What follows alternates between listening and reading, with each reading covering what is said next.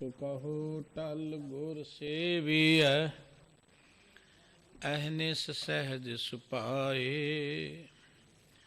ਦਰਸ਼ਨ ਪਰਸਿਐ ਗੁਰੂ ਕੈ, ਜਨਮ ਮਾਰਨ ਦੁਖ ਜਾਏ।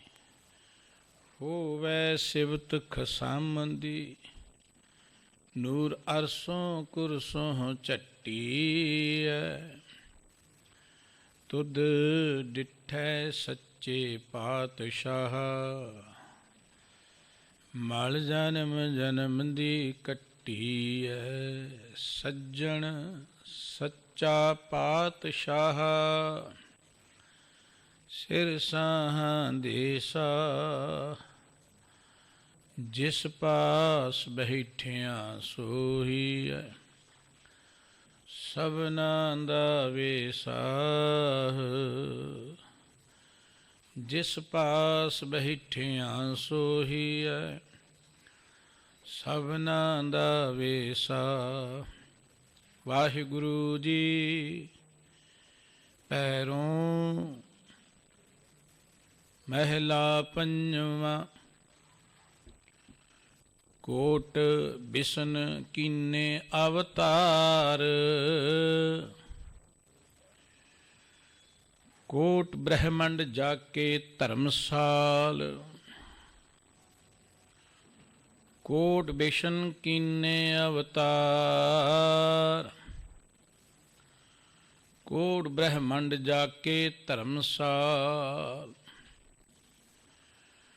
ਕੋਟ ਮਹੇਸ਼ ਉਪਾਏ ਸਮਾਏ, ਕੋਟ ਬ੍ਰਹਮੇ ਜਗ ਸਾਜਣ ਲਾਏ। ਐਸੋ ਧਣੀ ਗੋਵਿੰਦ ਹਮਾਰਾ, ਬਰਨ ਨ ਸਾਕੋਂ ਗੁਣ ਵਿਸਤਾਰਾ ਰਹਾਉ। ਕੋਟ ਮਾਇਆ ਜਾ ਕੈ ਸੇਵਕਾਏ, ਕੋਟ ਜੀ ਜਾ ਕੇ ਸਹਿਜਾਏ। ਕੋਟ ਉਪਾਰਜਨਾ ਤੇਰੇ ਅੰਗ, ਕੋਟ ਭਗਤ ਬਸਤ ਹਰ ਸੰਗ। ਕੋਟ ਛਤਰਪਤ ਕਰਤ ਨਮਸਕਾਰ, ਕੋਟ ਇੰਦਰ ਠਾਂਡੇ ਹੈ ਦਰਬਾਰ। ਕੋਟ ਬੈਕੁੰਠ ਜਾ ਕੇ ਦ੍ਰਿਸ਼ਟੀ ਮਾਹੇ, ਕੋਟ ਨਾਮ ਜਾ ਕੀ ਕੀਮਤ ਨਾਹੀਂ।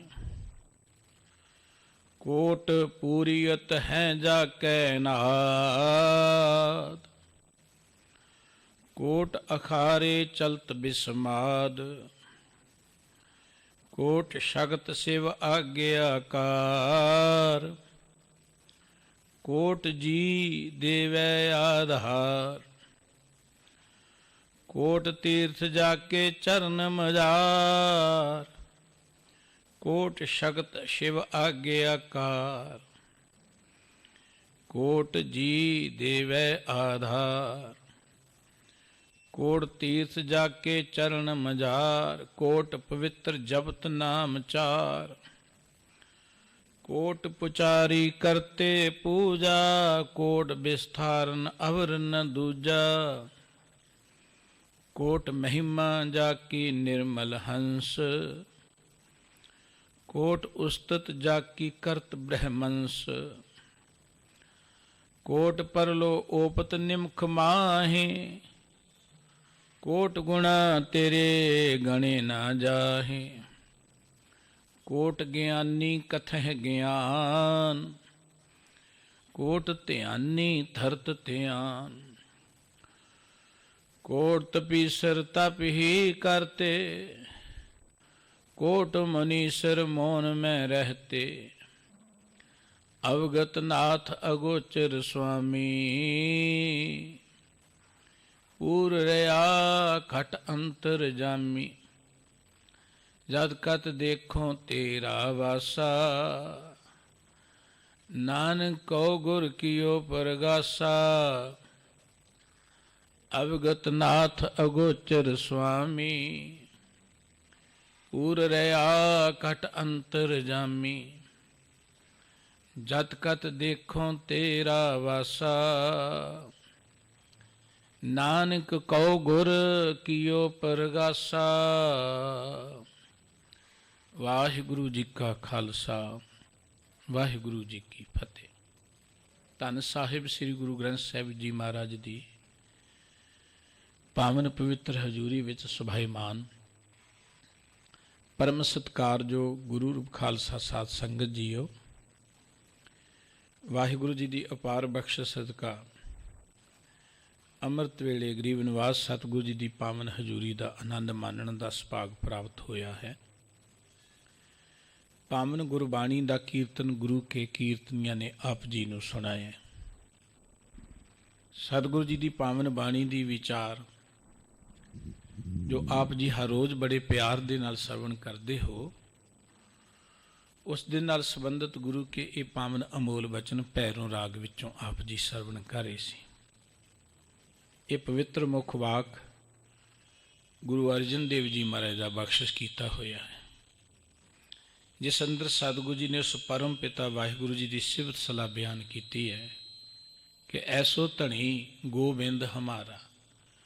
ਗੋਬਿੰਦ ਦਾ ਅਰਥ ਹੈ ਜੋ ਪ੍ਰਿਥਵੀ ਦਾ ਮਾਲਕ ਵਾਹਿਗੁਰੂ ਹੈ। ਉਹ ਸਾਡਾ ਵਾਹਿਗੁਰੂ ਗੋਬਿੰਦ ਪਰਮਾਤਮਾ ਇਹੋ ਜਿਹਾ ਹੈ ਕਿ ਉਹਦੇ ਗੁਣਾਂ ਦਾ ਅਸੀਂ ਪੂਰਨ ਤੌਰ 'ਤੇ ਬਿਆਨ ਕਰ ਹੀ ਨਹੀਂ ਸਕਦੇ। ਉਹ ਅਗੰਮ ਹੈ, ਅਗੋਚਰ ਹੈ। ਪਵਿੱਤਰ ਗੁਰਬਾਣੀ ਪੜ੍ਹਦੇ ਹਾਂ, ਸਤਿਗੁਰੂ ਜੀ ਨੇ ਉਸ ਪ੍ਰਭੂ ਦੀ ਉਸਤਤ ਕਰਦਿਆਂ ਬਚਨ ਕੇ ਰੂਪ ਨਾ ਰੇਖ ਨਾ ਰੰਗ ਕਿਛ, ਤ੍ਰਿਹ ਗੁਣ ਤੇ ਪ੍ਰਭ ਭਿੰਨ, ਤਿਸਹਿ ਬੁਝਾਏ ਨਾਨਕਾ ਜਿਸ ਹੋਵੇ ਸੋ ਪ੍ਰਸੰਨ। ਉਹ ਪਰਮਾਤਮਾ ਦਾ ਕੋਈ ਰੂਪ ਅੱਜ ਤੱਕ ਪੂਰਨ ਤੌਰ 'ਤੇ ਬਿਆਨ ਨਹੀਂ ਕਰ ਸਕਿਆ। ਕੋਈ ਰੇਖ ਦਰਥ ਦਾ ਕੋਈ ਚਿੱਤਰ, ਕੋਈ ਉਹਦਾ ਆਕਾਰ, ਉਹਦੇ ਗੁਣਾਂ ਦਾ ਪੂਰਨ ਤੌਰ 'ਤੇ ਅੰਤ ਹੋ ਹੀ ਨਹੀਂ ਸਕਦਾ। ਜਿਹਦੇ 'ਤੇ ਵਾਹਿਗੁਰੂ ਜੀ ਬਖਸ਼ਿਸ਼ ਕਰਦਾ ਹੈ ਉਹਨੂੰ ਉਹਦੀ ਸੋਝੀ ਹੋ ਜਾਂਦੀ, ਉਹਦਾ ਗਿਆਨ ਹੋ ਜਾਂਦਾ। ਦਸ਼ਮੇਸ਼ ਪਾਤਸ਼ਾਹ ਜੀ ਦੇ ਬਚਨ ਰੋਜ਼ ਪੜ੍ਹਦੇ, ਚੱਕਰ ਚਿਹਨ ਅਰ ਬਰਨ ਜਾਤ ਅਰ ਪਾਤ ਨਾ ਹਿੰਜੇ, ਰੂਪ ਰੰਗ ਅਰ ਰੇਖ ਭੇਖ ਕੋ ਕਹਿ ਨਾ ਸਕਤ ਕੇ, ਅਚਲ ਮੂਰਤ ਅਨਭਵ ਪ੍ਰਕਾਸ਼ ਅਮਿਤੋਜ ਕਹੀਜੈ, ਕੋਟ ਇੰਦਰ ਇੰਦਰਾਣ ਸਾਹ ਸਹਾਣ ਗਣੀਜੈ। ਉਹ ਪਰਮ ਪਿਤਾ ਪਰਮਾਤਮਾ ਅਮਿਤੋਜ ਦਰਥ ਕੇ ਬੇਅੰਤ ਬਲ ਵਾਲਾ, ਜਿਹਦੀ ਕੋਈ ਮਿਣਤੀ ਕੋਈ ਨਹੀਂ, ਉਹਦਾ ਕੋਈ ਚੱਕਰ ਨਹੀਂ, ਚਿਹਨ ਨਹੀਂ, ਜਾਤ ਨਹੀਂ, ਪਾਤ ਨਹੀਂ। ਉਹ ਪਰਮਾਤਮਾ ਨਿਰਾਕਾਰ ਹੈ। ਉਸ ਪਰਮਾਤਮਾ ਦੇ ਗੁਣ ਹੀ ਸਮੁੱਚੀ ਬਾਣੀ ਅੰਦਰ ਸਤਿਗੁਰੂ ਜੀ ਨੇ ਬਖਸ਼ਿਸ਼ ਕੀਤੇ ਨੇ। ਧੰਨ ਗੁਰੂ ਰਾਮਦਾਸ ਜੀ ਦੇ ਇਹ ਪਵਿੱਤਰ ਬਚਨ ਅਸੀਂ ਰੋਜ਼ ਪੜ੍ਹਦੇ ਹਾਂ ਕਿ ਤੂੰ ਆਦਿ ਪੁਰਖ ਅਪਰੰਪਰ ਕਰਤਾ ਜੀ, ਤੁਧ ਜੇਵੜ ਅਵਰ ਨ ਕੋਈ, ਤੂੰ ਜੁਗ ਜੁਗ ਏਕੋ, ਸਦਾ ਸਦਾ ਤੂੰ ਏਕੋ ਜੀ, ਤੂੰ ਨਿਸ਼ਚਲ ਕਰਤਾ ਸੋਈ। ਵਾਹਿਗੁਰੂ ਜੀ ਤੁਸੀਂ ਸਾਰਿਆਂ ਦਾ ਮੁੱਢ ਹੋ, ਵਿਆਪਕ ਹੋ, ਅਪਰੰਪਰ ਦਰਥ ਕੇ ਪਰੇ ਤੋਂ ਪਰੇ ਹੋ। ਤੁਹਾਡੇ ਬਰਾਬਰ ਦਾ ਹੋਰ ਕੋਈ ਹੈ ਹੀ ਨਹੀਂ। ਤੁਸੀਂ ਹੀ ਜਗਤ ਨੂੰ ਕਰਨ ਵਾਲੇ ਹੋ, ਤੁਸੀਂ ਹੀ ਜਗਤ ਨੂੰ ਚਲਾਉਣ ਵਾਲੇ ਹੋ। ਜਗਤ ਵਿੱਚ ਹੁੰਦਾ ਹੀ ਉਹ ਕੁਝ ਹੈ ਜੋ ਕੁਝ ਤੁਹਾਡੀ ਰਜ਼ਾ ਹੈ, ਜੋ ਕੁਝ ਤੁਹਾਡਾ ਹੁਕਮ ਹੈ।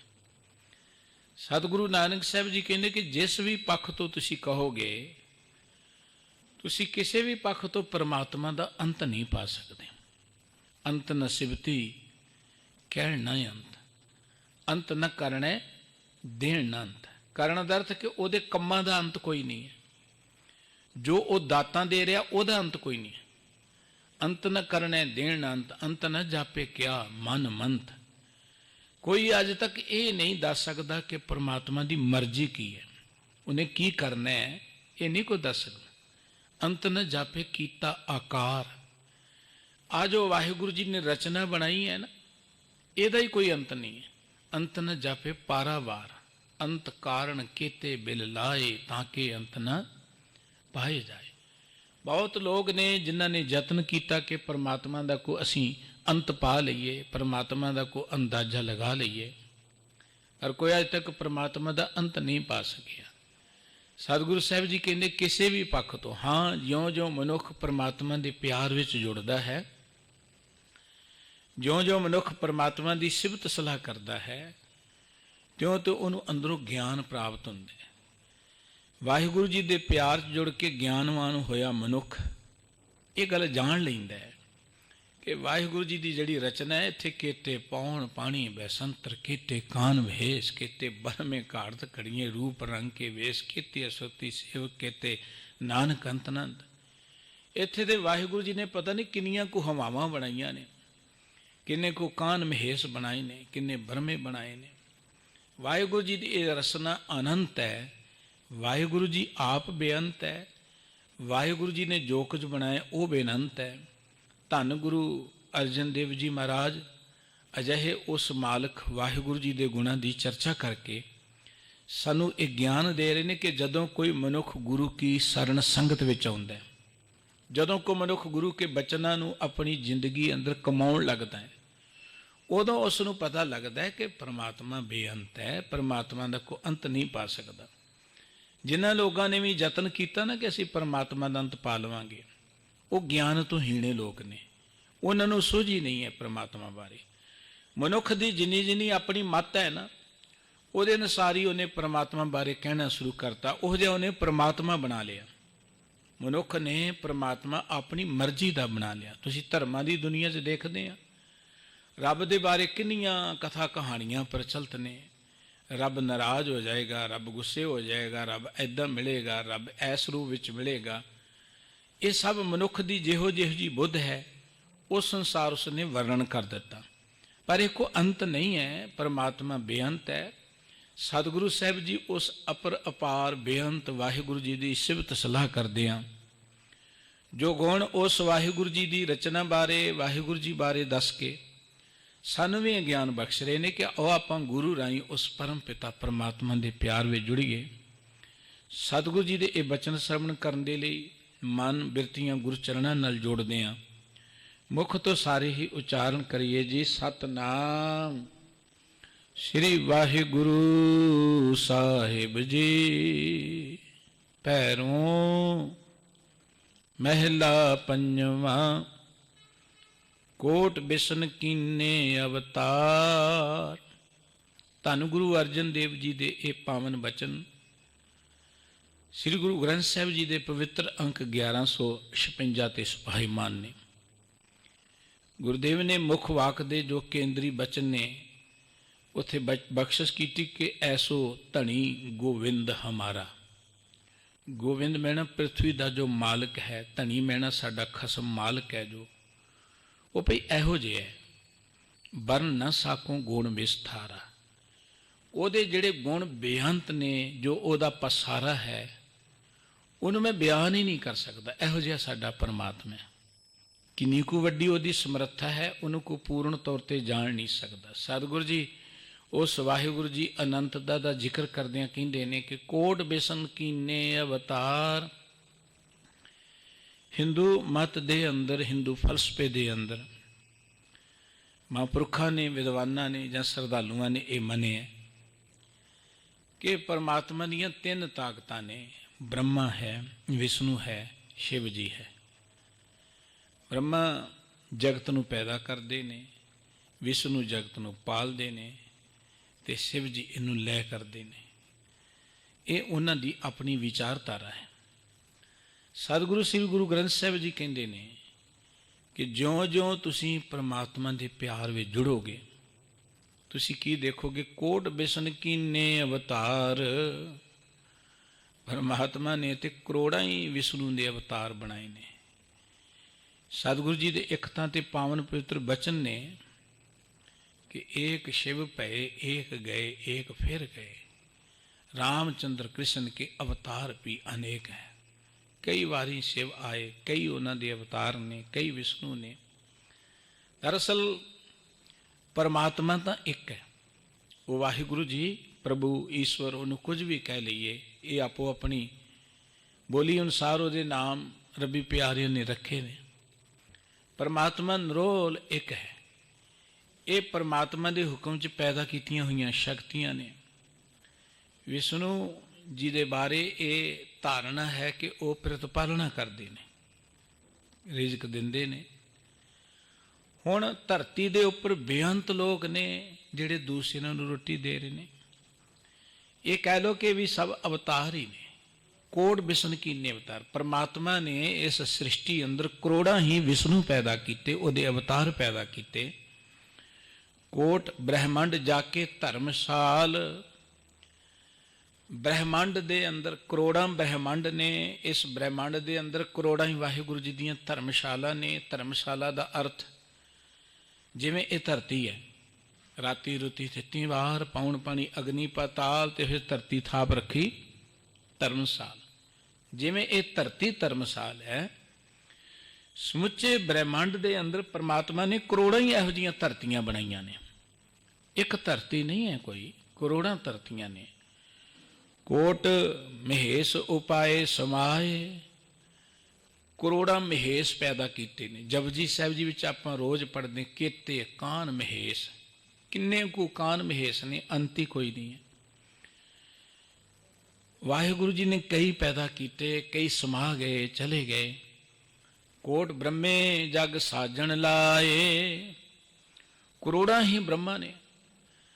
ये आपां कह सकते कि परमात्मा की जिहड़ी सिरजनात्मक शक्ति है, जिहदे राही जगत की सिरजना होंदी है, उन्होंने ब्रह्मा कहा जाता है। हुण जगत विच किन्ने लोग सिरजना कर रहे हैं, कोई किसी पक्ष तो, कोई ज्ञान के पक्ष तो, कोई होर किरत कर रहे हैं। ये सब सृजनात्मक शक्ति है परमात्मा की, वो सारी हो रही है जगत के अंदर। कुछ ना कुछ सिरजिया जा रहा हर वेले। करोड़ा ही ब्रह्मा जगत नूं सिरजण ते लगे हुए ने, करोड़ा ही विष्णु जगत नूं पालन ते लगे हुए ने, करोड़ा ही महेश जगत नूं खत्म करन ते भी लगे हुए ने। परमात्मा की ये शक्ति सर्वव्यापक है, ते उहदे हुक्म दे अंदर करोड़ा अजिहियां ताकतां धरती ते चल रही ने, विचर रही ने, आउंदियां ने, जांदियां ने। ऐसो धनी गोबिंद हमारा, ये साडा वो वाहिगुरु मालक गोबिंद इहो जिहा है कि वरन न साकों गुण विस्तारा। उहदे गुण इन्ने ने, विस्तार ही इन्ना है, उहनूं बयान नहीं कर सकता। बहुत यतन किया, गुरु के अमृत बचन पढ़ते हैं कि सब कीमत मिल कीमत पाई, ज्ञानी ध्यानी गुर गुर हाई, कहण न जाई तेरी तिल वढियाई। सुरत जोड़न वालियां ने, ध्यान धरन वालियां ने, ਜਾਂ कीमत पाउण वालियां ने बड़े यतन किए कि परमात्मा के बारे कुछ कह सकी, पर कहण न जाई तेरी तिल वडियाई। रब दी तिल जिन्नी वडियाई वो बयान ना कर सके। साहब जी कहते वो परमात्मा के गुणों का कोई अंत है ही नहीं, वो परमात्मा अपार है। बाबा कबीर साहब जी का एक बचन, कबीर सात समुंद है मस करो, कलम करो बन राए, बसुदा कागज जो करो, हर जस लिखण न जाए। सात समुंद मस करो, सत्तां समुद्रां दे पानी नूं भगत जी कहंदे जे स्याही बना लईए तां सारी धरती नूं आपां कागज बना लीए। कोट सात समुंद मस करो, कलम करो बन राए। बन राए मैन बनस्पति, जिन्हें बनस्पति इनू कट के कलमा बना लीए, सारे समुद्रां दे पानी नू स्याही बना लीए, सारी धरती नू कागज बना लीए। एक थां ते होर बचन सतगुरु जी ने लिखे है, तुसीं देखदे कि वही खाते जिहड़े रखे हुंदे ने दुकानदारां ने, उदों पहलां गणेश की फोटो हुंदी है, गणेश की कहंदे गणेश लेखे च बड़ा माहिर है, बड़ा तेज है लिखण दे अंदर। तो सतगुरु जी कहते करोड़ा गणेश भी लिखण लग पैन, बेअंत गणेश लिख लैण, बेअंत गणेश लिखण लग पैन। धरती नूं कागज बना लिया जाए, सारे पानी नूं स्याही बना लिया जाए, सारी वनस्पति नूं कलमा बना लिया जाए, फिर भी हर जस लिखण न जाए। वाहिगुरु जी का जस तो फिर भी नहीं लिखिया जा सकता, बयान नहीं किया जा सकता। जिन्हें भी बयान करने का यतन किया, अखीर से कहता नेत नेत बण तरण कहत, तब सर्व नाम कथे कमन, कर्म नाम वर नत सुमत। नेत नेत दर्थ है ना इति, इत्थे बस नहीं है, परे तो परे हो परमात्मा। जिन्हों को किसी ने जानिया उन्हें बयान कर दिता। परमात्मा नूं पूर्ण तौर पर कोई जानते ही नहीं, जेड़े बोलते ने वो जानते नहीं, जेड़े जानते ने वो बोलते ही नहीं, क्योंकि जिन्होंने आउंदा नहीं है उन्हें घड़े बोलते हैं। ज़्यादातर जेड़े लिवलीन हो जाते हैं ਜਿਹੜੇ ਪ੍ਰਮਾਤਮਾ ਨੂੰ ਜਾਣ ਲੈਂਦੇ ਨੇ ਉਹ ਬਿਸਮਾਦ ਵਿੱਚ ਚਲੇ ਜਾਂਦੇ ਨੇ। ਉਹਨਾਂ ਕੋਲ ਬੋਲਣ ਦੇ ਲਈ ਕੋਈ ਲਫ਼ਜ਼ ਹੀ ਨਹੀਂ ਹੈ, ਸਮਰੱਥਾ ਹੀ ਨਹੀਂ ਹੈ। ਭਾਵ ਕਿ ਉਹ ਪ੍ਰਮਾਤਮਾ ਦੇ ਆਨੰਦ 'ਚ ਲਿਵਲੀਨ ਹੋ ਜਾਂਦੇ ਨੇ। ਕੋਈ ਬੂੰਦ ਸਮੁੰਦਰ ਦਾ ਅੱਜ ਤੱਕ ਅੰਤ ਨਹੀਂ ਪਾ ਸਕੀ, ਨਾ ਸਮੁੰਦਰ ਬਾਰੇ ਦੱਸ ਸਕਦੀ ਹੈ। ਅਸੀਂ ਪ੍ਰਮਾਤਮਾ 'ਚ ਲਿਵਲੀਨ ਹੋ, ਪਤਾ ਨਹੀਂ ਕਿੰਨੀਆਂ ਕੁ ਧਰਤੀਆਂ ਨੇ, ਕਿੰਨੇ ਕੁ ਬ੍ਰਹਿਮੰਡ ਪ੍ਰਮਾਤਮਾ ਨੇ ਬਣਾਏ ਨੇ। ਸਭ ਕੁਝ ਬੇਅੰਤ ਹੈ। ਸਾਹਿਬ ਜੀ ਕਹਿੰਦੇ ਕੋਟ ਮਾਇਆ ਜਾ ਕੇ ਸੇਵਕਾਏ। ਕਰੋੜਾਂ ਮਾਇਆ ਦੇ ਰੂਪ ਨੇ ਜੋ ਪ੍ਰਮਾਤਮਾ ਦੀ ਸੇਵਾ ਕਰਦੇ ਨੇ। ਕਰੋੜਾਂ ਮਾਇਆ ਕੋਈ ਰੁਪਈਏ ਪੈਸੇ ਨੂੰ ਹੀ ਨਹੀਂ ਕਿਹਾ ਜਾਂਦਾ, ਇਹ ਤੇ ਗੁਜਰਾਨ ਹੈ। ਕਰੋੜਾਂ ਹੀ ਮਾਇਆ ਦੇ ਰੂਪ ਨੇ, ਕਰੋੜਾਂ, ਜੋ ਪ੍ਰਮਾਤਮਾ ਦੀ ਇਸ ਜਗਤ ਦੀ ਰਚਨਾ ਦੀ ਸੇਵਾ 'ਚ ਲੱਗੇ ਹੋਏ ਨੇ। ਕੋਟ ਜੀ ਜਾ ਕੀ ਸਹਿਜਾਏ। ਸਵਾਲ ਹੈ ਕਿ ਉਹ ਪ੍ਰਮਾਤਮਾ ਰਹਿੰਦਾ ਕਿੱਥੇ ਹੈ? ਇੰਨਾ ਮਹਾਨ ਗੁਣਾਂ ਵਾਲਾ, ਏਡਾ ਅਪਾਰ ਪ੍ਰਮਾਤਮਾ। ਮਨੁੱਖ ਨੇ ਤੇ ਆਪਣੀ ਮਤ ਅਨੁਸਾਰ, ਕਿਸੇ ਨੇ ਕਿਹਾ ਜੀ ਉਹ ਪੂਰਬ ਵਿੱਚ ਰਹਿੰਦਾ ਹੈ, ਕਿਸੇ ਨੇ ਕਿਹਾ ਜੀ ਉਹ ਪੱਛਮ ਵਿੱਚ ਰਹਿੰਦਾ ਹੈ, ਕਿਸੇ ਨੇ ਆਕਾਸ਼ ਮੰਨਿਆ, ਕਿਸੇ ਨੇ ਕਿਹਾ ਜੀ ਸਮੁੰਦਰ ਤੇ ਰਹਿੰਦਾ, ਸੱਪ ਤੇ ਰਹਿੰਦਾ। ਆਪੋ ਆਪਣੀ ਜਿੰਨੀ ਬੁੱਧ ਸੀ ਉਹਨਾਂ ਨੇ ਬਿਆਨ ਕਰ ਦਿੱਤਾ। ਪਰ ਗੁਰਬਾਣੀ ਕਹਿੰਦੀ ਉਹ ਪ੍ਰਮਾਤਮਾ ਦੀਆਂ ਕਰੋੜਾਂ ਸੇਜਾਂ ਨੇ, ਜੀਆਂ ਦੇ ਹਿਰਦਿਆਂ 'ਚੋਂ ਬੈਠਾ ਹੋਇਆ। ਕੋਟ ਜੀ ਜਾ ਕੀ ਸਹਿਜਾਏ। ਕਰੋੜਾਂ ਜੀਆਂ ਦੇ ਜੋ ਹਿਰਦੇ ਨੇ, ਕਰੋੜ ਦਾ ਅਰਥ ਕਰੋੜ ਨਹੀਂ ਲੱਖ ਕਰੋੜ, ਬੇਅੰਤ ਬੇਅੰਤ ਜੀਵਾਂ ਦੇ ਜੋ ਹਿਰਦੇ ਨੇ, ਇਹ ਪ੍ਰਮਾਤਮਾ ਦੀ ਸੇਜ ਨੇ। ਕਿਉਂਕਿ ਪ੍ਰਮਾਤਮਾ ਇੱਥੇ ਬੈਠਾ ਹੋਇਆ ਹੈ। ਪ੍ਰਮਾਤਮਾ ਪੂਰਬ ਪੱਛਮ 'ਚ ਹੀ ਨਹੀਂ, ਪ੍ਰਮਾਤਮਾ ਜੀਵਾਂ ਦੇ ਹਿਰਦੇ 'ਚ ਬੈਠਾ ਹੋਇਆ। ਸਭ ਮੈਂ ਜੋਤ ਜੋਤ ਹੈ ਸੋਏ। ਆਪਾਂ ਗੁਰੂ ਕਾ ਇੱਕ ਬਚਨ ਪੜ੍ਹਦੇ, ਇਹ ਜਗ ਸੱਚੇ ਕੀ ਹੈ ਕੋਠੜੀ, ਸੱਚੇ ਕਾ ਵਿੱਚ ਵਾਸ। ਇਹ ਸਮੁੱਚਾ ਜਗਤ, ਸਮੁੱਚੇ ਜਗਤ ਦੇ ਜਿਹੜੇ ਜੀਵ ਨੇ, ਇਹ ਪ੍ਰਮਾਤਮਾ ਦਾ ਰਹਿਣ ਵਾਲਾ ਘਰ ਨੇ। ਇੱਥੇ ਪ੍ਰਮਾਤਮਾ ਦਾ ਨਿਵਾਸ ਹੈ। ਇਹ ਕਰੋੜਾਂ ਜੀਵਾਂ ਦੇ ਹਿਰਦੇ ਉਹਦੀ ਸਹਿਜਾ ਨੇ। ਅਸੀਂ ਗੁਰਬਾਣੀ ਜਦੋਂ ਪੜ੍ਹਦੇ ਹਾਂ, ਮੇਰੀ ਸੇਜੜੀਏ ਅਡੰਬਰ ਬਣਿਆ, ਫਲਗਣ ਆਨੰਦ ਉਪਾਰਜਣ ਹਰ ਸੱਜਣ ਪ੍ਰਗਟੇ ਆਏ, ਸੰਤ ਸਹਾਈ ਰਾਮ ਕੀ ਕਰ ਕਿਰਪਾ ਦਿਆ ਮਿਲਾ, ਸੇਜ ਸੁਹਾਵੀ ਸਰਬ ਸੁਖ। ਸੇਜ ਹਿਰਦੇ ਦੀ ਸੇਜ। ਉਹ ਪ੍ਰਮਾਤਮਾ ਕਰੋੜਾਂ ਹਿਰਦਿਆਂ 'ਚ ਰਹਿੰਦਾ ਹੈ। ਹਿਰਦੇ ਉਹਦੀ ਸੇਜ ਨੇ। ਕੋਈ ਪ੍ਰਮਾਤਮਾ ਇਹ ਨਹੀਂ ਕਿ ਆਕਾਸ਼ 'ਚ ਰਹਿੰਦਾ ਜਾਂ ਪੱਛਮ ਜਾਂ ਪੂਰਬ ਵਿੱਚ ਰਹਿੰਦਾ। ਸਾਹਿਬ ਜੀ ਕਹਿੰਦੇ ਪ੍ਰਮਾਤਮਾ ਦਾ ਹਿਰਦਾ, ਸਾਡਾ ਹਿਰਦਾ ਇਹ ਪ੍ਰਮਾਤਮਾ ਦੀ ਸੇਜ ਬੇਅੰਤ ਜੀਵਾਂ ਦੇ ਹਿਰਦਿਆਂ 'ਚੋਂ ਰਹਿੰਦਾ।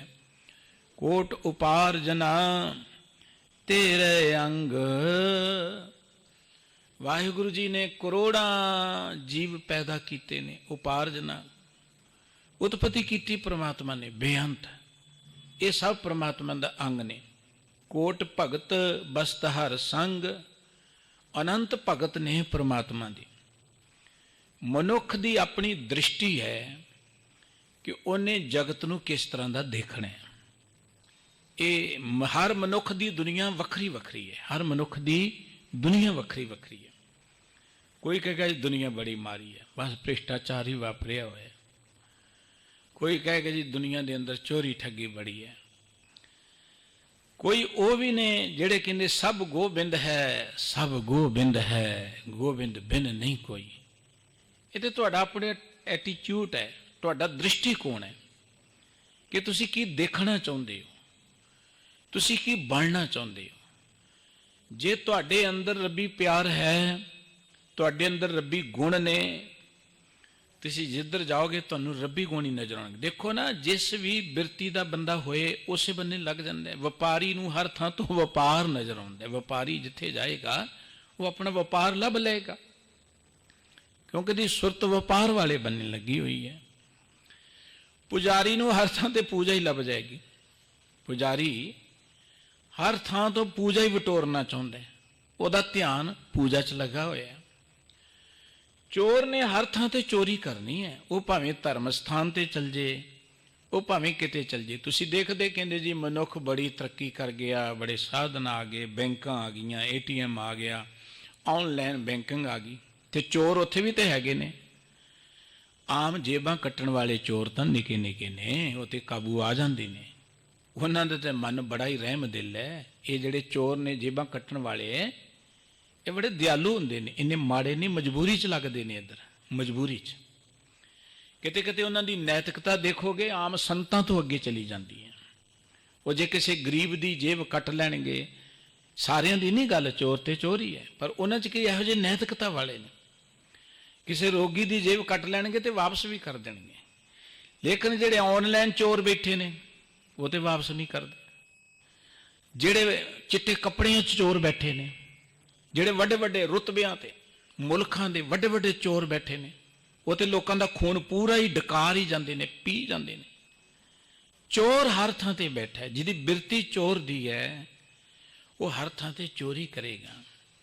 ਜਿਹਦੀ ਬਿਰਤੀ ਪ੍ਰਮਾਤਮਾ ਵਾਲੇ ਬੰਨੇ ਲੱਗ ਗਈ ਹੈ ਉਹ ਹਰ ਥਾਂ ਤੋਂ ਪ੍ਰਮਾਤਮਾ ਹੀ ਦੇਖੇਗਾ। ਪ੍ਰਮਾਤਮਾ ਦੇਖੋ, ਇੱਕ ਬੰਨੇ ਔਰੰਗਜ਼ੇਬ ਹੈ, ਇੱਕ ਬੰਨੇ ਉਹਦੀ ਹਕੂਮਤ ਹੈ, ਜਿਹਨੂੰ ਗੁਰੂ ਗੋਬਿੰਦ ਸਿੰਘ ਸਾਹਿਬ ਜੀ ਬਾਗੀ ਨਜ਼ਰ ਆਉਂਦੇ ਨੇ।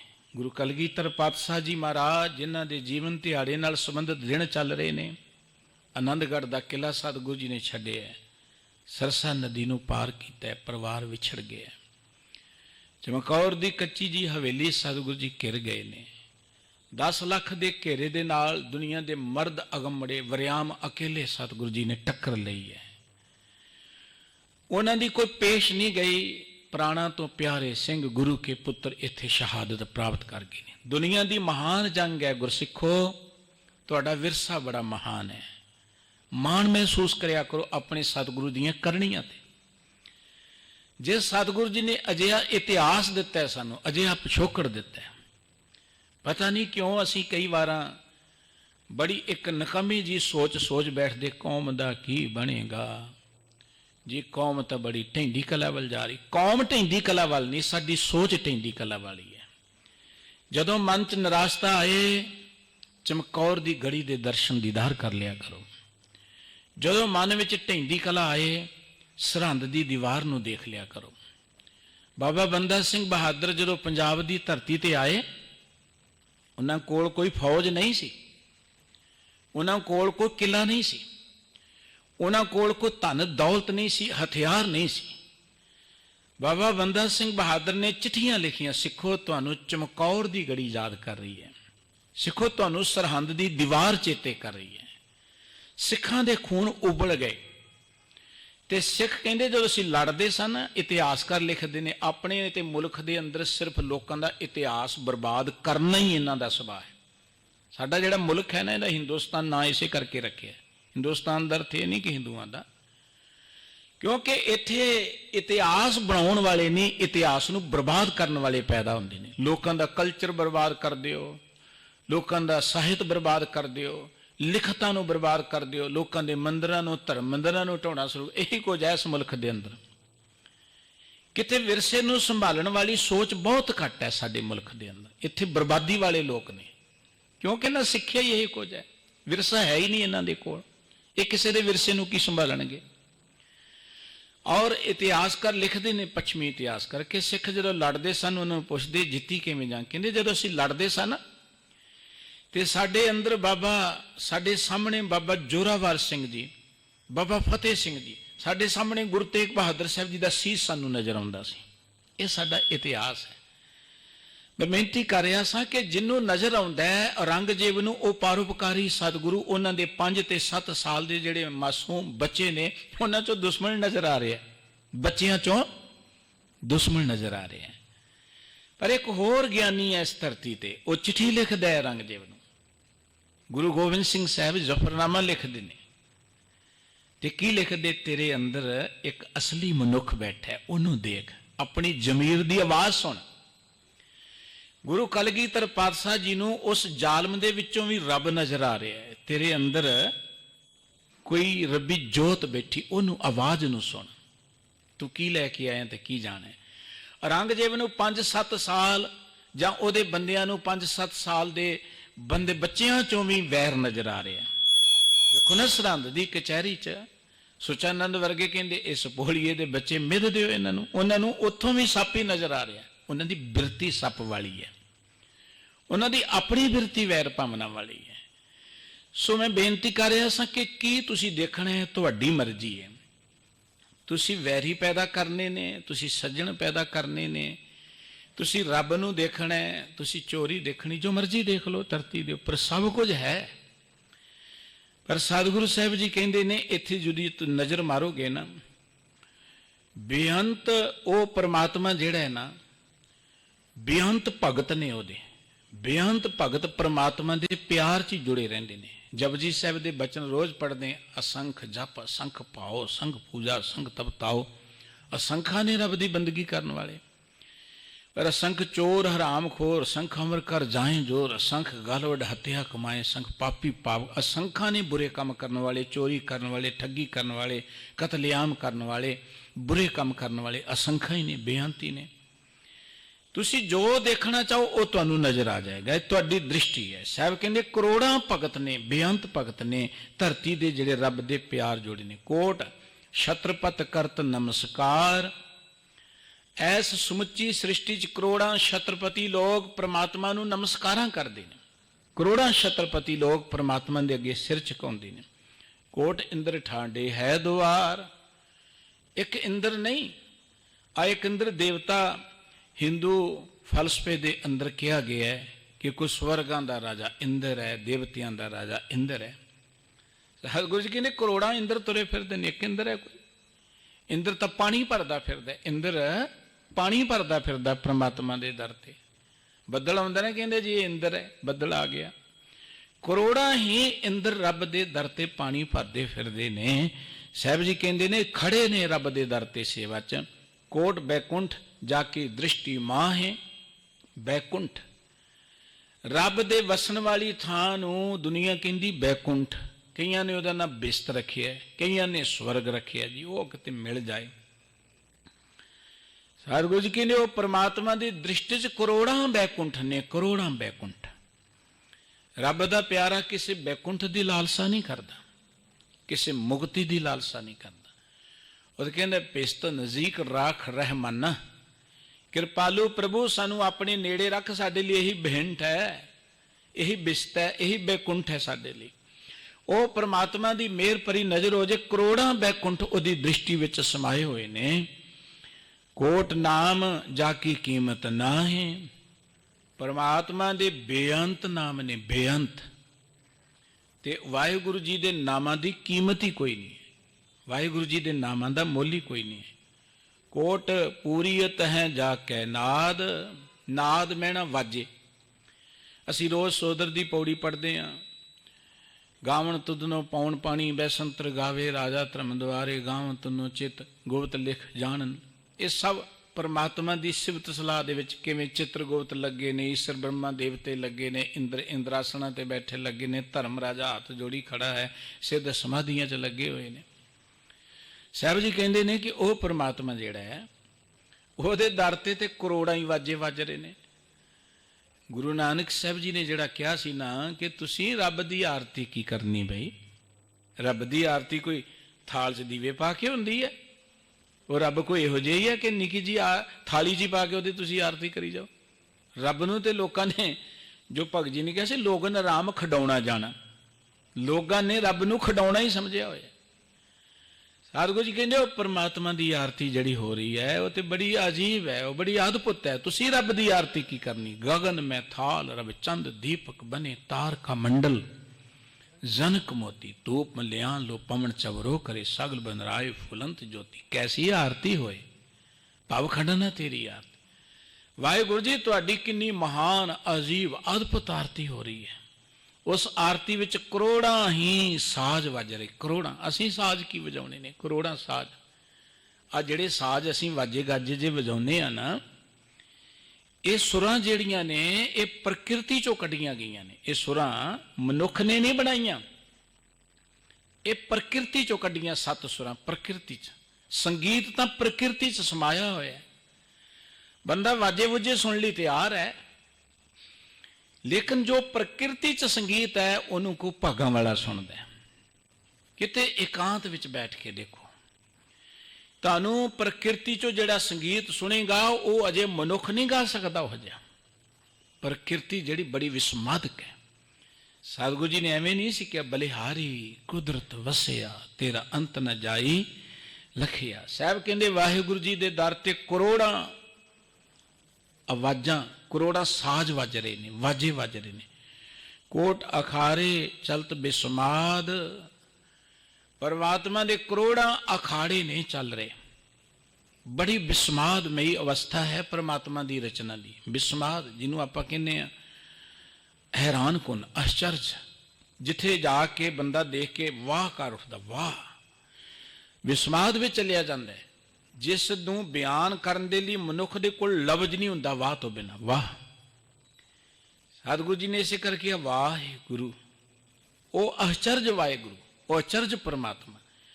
ਸਾਹਿਬ ਜੀ ਕਹਿੰਦੇ ਕਿ ਕਰੋੜਾਂ ਅਖਾੜੇ ਪਰਮਾਤਮਾ ਦੇ ਇਸ ਬ੍ਰਹਿਮੰਡ ਅੰਦਰ ਚੱਲ ਰਹੇ ਨੇ। ਕੋਟ ਸ਼ਗਤ ਸ਼ਿਵ ਆਗਿਆਕਾਰ, ਕਰੋੜਾਂ ਹੀ ਸ਼ਗਤ ਦਾ ਅਰਥ ਇੱਥੇ ਮਾਇਆ ਸ਼ਕਤੀ, ਸ਼ਿਵ ਤੇ ਸ਼ਕਤੀ ਮੰਨੇ ਗਏ ਨੇ। ਕਰੋੜਾਂ ਸ਼ਕਤੀਆਂ, ਕਰੋੜਾਂ ਮਾਇਆ, ਕਰੋੜਾਂ ਸ਼ਿਵ ਪਰਮਾਤਮਾ ਦੀ ਆਗਿਆ 'ਚ ਚੱਲ ਰਹੇ ਨੇ। ਕੋਟ ਜੀ ਦੇਵੈ ਆਧਾਰ, ਕਰੋੜਾਂ ਜੀਵਾਂ ਨੂੰ ਪਰਮਾਤਮਾ ਰਿਜ਼ਕ ਦੇ ਰਿਹਾ, ਆਸਰਾ ਦੇ ਰਿਹਾ। ਅਨੰਤ ਜੀਵਾਂ ਨੂੰ ਪਰਮਾਤਮਾ ਆਸਰਾ ਦੇ ਰਿਹਾ ਹੈ। ਔਰ ਪਰਮਾਤਮਾ ਨੇ ਜਿੰਨੇ ਜੀਵ ਪੈਦਾ ਕੀਤੇ ਨੇ ਉਹਨਾਂ ਦੇ ਰਿਜ਼ਕ ਦਾ ਪ੍ਰਬੰਧ ਆਪੇ ਕੀਤਾ ਹੋਇਆ। ਉਹ ਕਿਸੇ ਜੀਵ ਨੂੰ ਕਿਸੇ ਤੇ ਨਹੀਂ ਛੱਡਦਾ। ਇਹ ਤੇ ਮਨੁੱਖੀ ਸਮਾਜ ਦੇ ਅੰਦਰ ਇੱਕ ਧਾਰਨਾ ਹੈ ਕਿ ਰੋਟੀ ਕੌਣ ਖਵਾਏਗਾ, ਇਹ ਪਲੇਗਾ ਕਿਵੇਂ। ਦੇਖੋ ਨਾ, ਪੰਛੀਆਂ ਦੇ ਬੱਚੇ ਹੁੰਦੇ ਨੇ, ਪਸ਼ੂਆਂ ਦੇ ਬੱਚੇ ਹੁੰਦੇ ਨੇ, ਉਹਨਾਂ ਦੇ ਕਿਹੜੇ ਬੈਂਕਾਂ 'ਚ ਪੈਸੇ ਭਰੇ ਹੁੰਦੇ ਨੇ। ਸਤਿਗੁਰੂ ਜੀ ਨੇ ਸਾਡੇ ਮਨ ਤੋਂ ਇਹ ਭਾਰ ਲਾਉਣ ਦੇ ਲਈ ਇੱਕ ਬੜਾ ਪਿਆਰਾ ਬਚਨ ਕਿਹਾ, ਨਾਨਕ ਚਿੰਤਾ ਮਤ ਕਰੋ, ਚਿੰਤਾ ਤਿਸੀ ਹੈ, ਜਲ ਮੈਂ ਜੰਤ ਉਪਾਇਨ ਤਿਨਾ ਪੀ ਰੋਜੀ ਦੇ। ਉੱਥੇ ਹੱਟ ਨਾ ਚੱਲੇ, ਨਾ ਕੋ ਕਿਸ ਕਰੇ। ਉੱਥੇ ਕੋ ਹੱਟੀਆਂ ਨਹੀਂ ਚੱਲ ਰਹੀਆਂ, ਉੱਥੇ ਕੋਈ ਮਿਹਨਤ ਨਹੀਂ ਕਰ ਰਿਹਾ, ਉੱਥੇ ਕੋਈ ਸੌਦਾ ਨਹੀਂ ਹੋ ਰਿਹਾ, ਉੱਥੇ ਕੋਈ ਵਪਾਰ ਨਹੀਂ ਹੋ ਰਿਹਾ। ਇੱਕ ਗੱਲ ਤੇ ਹੈ ਨਾ ਕਿ ਜਾਨਵਰਾਂ ਦੀ ਦੁਨੀਆ 'ਚ ਇਹੋ ਜਿਹੇ ਠੱਗ ਲੋਕ ਨਹੀਂ ਹੈ, ਬੇਈਮਾਨ ਨਹੀਂ ਹੈ, ਭ੍ਰਿਸ਼ਟ ਨਹੀਂ ਹੈ ਜਿੰਨੇ ਮਨੁੱਖ ਦੀ ਦੁਨੀਆ 'ਚ ਨੇ। ਜਿੰਨਾ ਮਨੁੱਖ ਡਿੱਗ ਚੁੱਕਾ ਹੈ ਮਨੁੱਖਤਾ ਦੇ ਪੱਖ ਤੋਂ, ਜਾਨਵਰਾਂ ਤੋਂ ਬਹੁਤ ਥੱਲੇ ਚਲਿਆ ਗਿਆ। ਕਹਿੰਦੇ ਜੀ ਅਸੀਂ ਤੇ ਵਿਕਾਸ ਕਰ ਰਹੇ, 21ਵੀਂ ਸਦੀ ਆ ਗਈ, ਵਿਕਾਸ ਕਰ ਰਹੇ ਹਾਂ।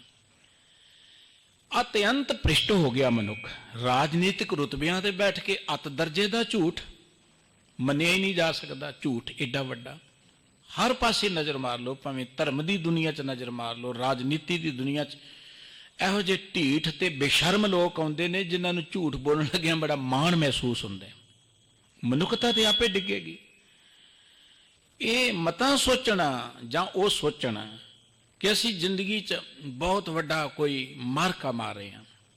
ਮਨੁੱਖਤਾ ਦੇ ਦੋਖੀ ਨੇ ਉਹ ਲੋਕ, ਕਲੰਕ ਨੇ ਮਨੁੱਖਤਾ ਦੇ ਨਾਂ ਤੇ ਉਹ ਲੋਕ ਜਿਹੜੇ ਰੱਜ ਕੇ ਭ੍ਰਿਸ਼ਟ ਹੋ ਗਏ ਨੇ, ਰੱਜ ਕੇ ਬੇਈਮਾਨ ਹੋ ਕੇ ਲੋਕਾਂ ਨੂੰ ਗੁੰਮਰਾਹ ਕਰਦੇ ਨੇ।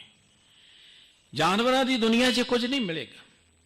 ਉਹ ਤੇ ਆਪੋ ਆਪਣੀ ਕਿਰਤ ਵਿਰਤ ਸਾਰੇ ਲੱਗੇ ਹੋਏ ਨੇ ਉੱਥੇ, ਕਿਉਂਕਿ ਸੌਦਾ ਮੂਲ ਨਾ ਹੋਵੇ। ਉੱਥੇ ਕੋਈ ਸੌਦਾ ਨਹੀਂ ਹੈ ਕਿ ਮੈਂ ਸਸਤੀ ਲੈਣੀ ਹੈ ਚੀਜ਼ ਤੇ ਮਹਿੰਗੀ ਦੇਣੀ ਹੈ, ਜਾਂ ਮੈਂ ਕਿਸੇ ਕੋਲੋਂ ਖੋਹ ਲੈਣੀ ਹੈ ਤੇ ਮੁੜ ਕੇ ਦੇਣੀ ਨਹੀਂ ਹੈ। ਇਹ ਮਨੁੱਖਾਂ ਦੀ ਦੁਨੀਆ 'ਚ ਹੈ। ਸਤਿਗੁਰੂ ਸਾਹਿਬ ਜੀ ਕਹਿੰਦੇ ਨੇ ਉਹ ਵਾਹਿਗੁਰੂ ਜੀ ਕਰੋੜਾਂ ਜੀਵਾਂ ਦੀ ਸੰਭਾਲ ਕਰ ਰਿਹਾ ਹੈ।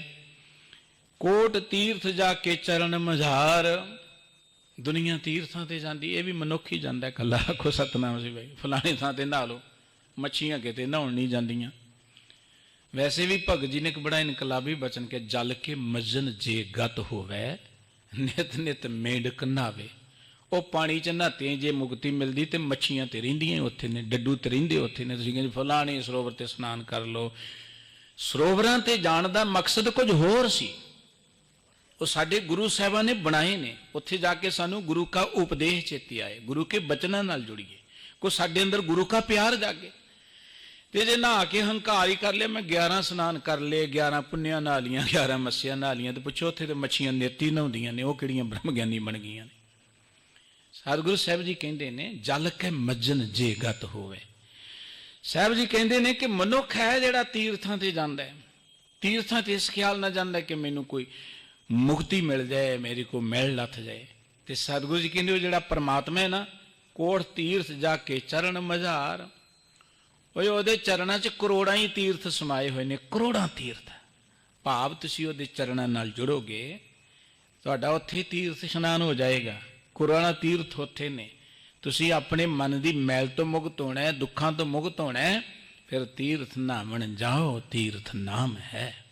ਨਾਮ ਦੇ ਤੀਰਥ ਤੇ ਇਸ਼ਨਾਨ ਕਰੋ, ਅੰਤਰਗਤ ਤੀਰਥ ਮਲ ਨਹਾਓ, ਆਪਣੇ ਅੰਦਰ ਇੱਕ ਤੀਰਥ ਉਹਦੇ ਤੇ ਇਸ਼ਨਾਨ ਕਰੋ। ਗੁਰੂ ਅਸਥਾਨਾਂ ਤੇ ਦਰਸ਼ਨ ਦੀਦਾਰ ਕਰਨ ਜ਼ਰੂਰ ਜਾਓ। ਤੁਸੀਂ ਫਤਿਹਗੜ੍ਹ ਸਾਹਿਬ ਜਾਓਗੇ, ਉੱਥੇ ਦੀ ਦੀਵਾਰ ਦੇ ਦੀਦਾਰ ਕਰੋਗੇ, ਉੱਥੋਂ ਦਾ ਇਤਿਹਾਸ ਸੁਣੋਗੇ, ਤੁਹਾਡੇ ਅੰਦਰ ਸਵੈਮਾਨ ਪੈਦਾ ਆਏਗਾ। ਜਾਣਾ ਚਾਹੀਦਾ। ਤੁਸੀਂ ਚਮਕੌਰ ਦੀ ਗੜੀ ਦੇ ਦੀਦਾਰ ਕਰੋਗੇ, ਉੱਥੋਂ ਕਲਗੀਧਰ ਪਾਤਸ਼ਾਹ ਜੀ ਦੇ ਮਹਾਨ ਸੂਰਵੀਰ ਪੁੱਤਰਾਂ ਦੇ ਇਤਿਹਾਸ ਦੀ ਗਾਥਾ ਤੇ ਚਮਕੌਰ ਦੀ ਜੰਗ ਦੀ ਗਾਥਾ ਸੁਣੋਗੇ, ਤੁਹਾਡੇ ਅੰਦਰ ਚਾਅ ਜੀਉਣ ਦਾ ਪੈਦਾ ਹੋਏਗਾ। ਗੁਲਾਮੀ ਨੂੰ ਨਫ਼ਰਤ ਆਏਗੀ, ਆਜ਼ਾਦੀ ਨੂੰ ਪਿਆਰ ਆਏਗਾ। ਤੁਸੀਂ ਹਰਿਮੰਦਰ ਸਾਹਿਬ ਜਾਓਗੇ, ਉੱਥੋਂ ਗੁਰੂ ਰਾਮਦਾਸ ਜੀ ਦੇ ਸਾਜੇ ਹੋਏ ਸ੍ਰੀ ਹਰਿਮੰਦਰ ਸਾਹਿਬ ਜੀ ਦੇ ਦਰਸ਼ਨ ਦੀਦਾਰ ਕਰਦਿਆਂ ਇੱਕ ਬਰਾਬਰਤਾ, ਇੱਕ ਸਮਦ੍ਰਿਸ਼ਟੀ ਤੁਹਾਡੇ ਅੰਦਰ ਪੈਦਾ ਹੋਏਗੀ, ਰੱਬ ਦਾ ਪਿਆਰ ਪੈਦਾ ਹੋਏਗਾ। ਜੇ ਮੈਂ ਹਰਿਮੰਦਰ ਸਾਹਿਬ ਦੇ ਦਰਸ਼ਨ ਦੀਦਾਰ ਕਰਕੇ ਵੀ ਆ ਕੇ ਊਚ ਨੀਚ ਹੀ ਪਿਆ ਰਿਹਾ, ਭਿੰਨ ਭੇਜ ਪਿਆ ਰਿਹਾ, ਤੇ ਮੇਰਾ ਕੀ ਜਾਣ ਦਾ ਉੱਥੇ ਲਾਭ ਹੋਇਆ ਜੀ? ਜਾਣਾ ਤਾਂ ਚਾਹੀਦਾ ਸੀ ਕੁਝ ਸਿੱਖਣ ਲਈ, ਕੁਝ ਜਾਣਨ ਦੇ ਲਈ। ਗੁਰੂ ਅਸਥਾਨਾਂ ਤੇ ਜਾਂ ਜਿੱਥੇ ਮਹਾਂਪੁਰਖਾਂ ਨੇ, ਰੱਬੀ ਪਿਆਰਿਆਂ ਨੇ ਕਿਤੇ ਚਰਨ ਪਾਏ, ਜਾਣਾ ਚਾਹੀਦਾ।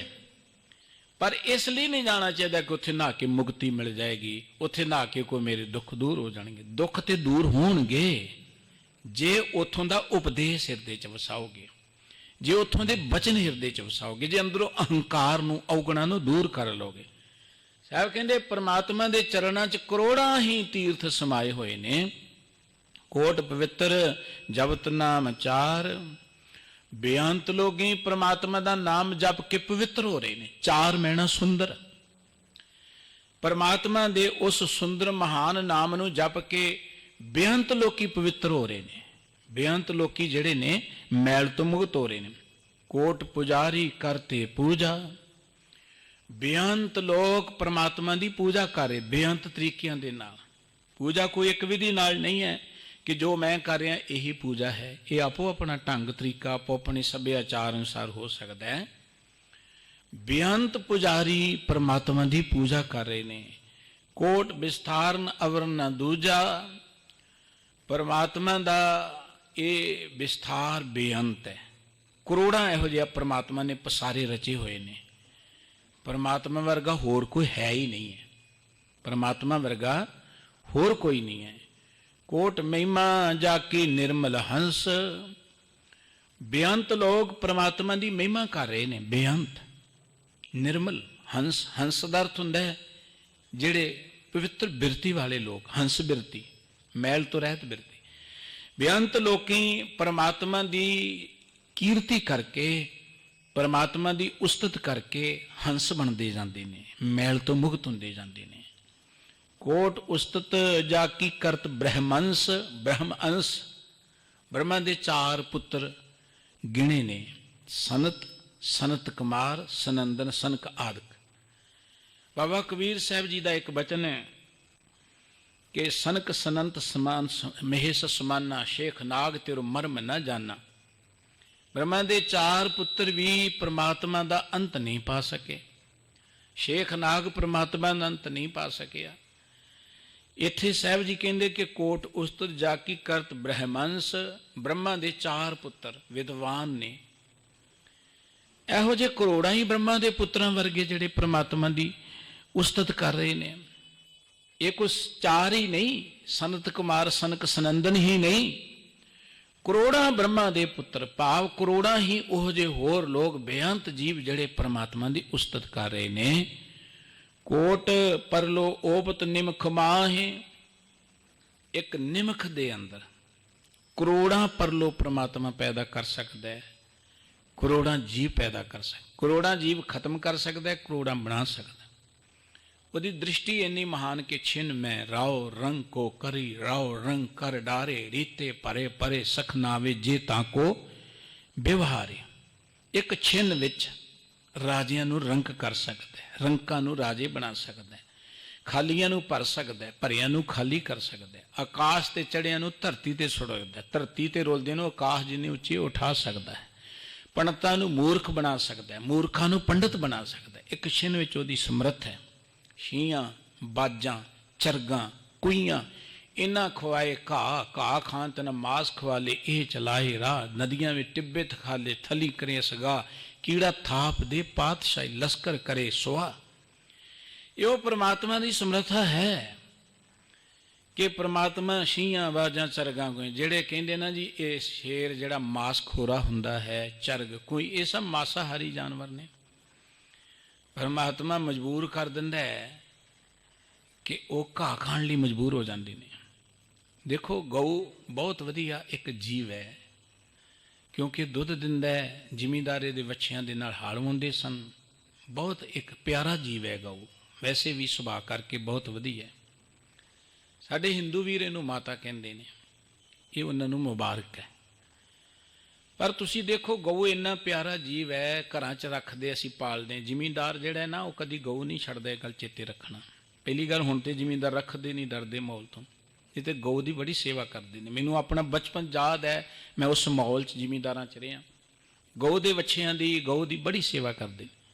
ਆ ਜਿਹੜੀਆਂ ਗਊਆਂ ਬਾਹਰ ਨਹੀਂ ਘਾਹ ਖਾਣ ਲਈ ਜਾਂ ਕਾਗਜ਼ ਜਾਂ ਗੰਦਗੀ ਖਾਣ ਲਈ ਮਜਬੂਰ ਨੇ, ਇੱਕ ਬੰਨੇ ਗਊਆਂ ਨੂੰ ਮਾਤਾ ਕਹਿੰਦੇ, ਪੂਜਦੇ, ਮੱਥੇ ਟੇਕਦੇ ਨੇ।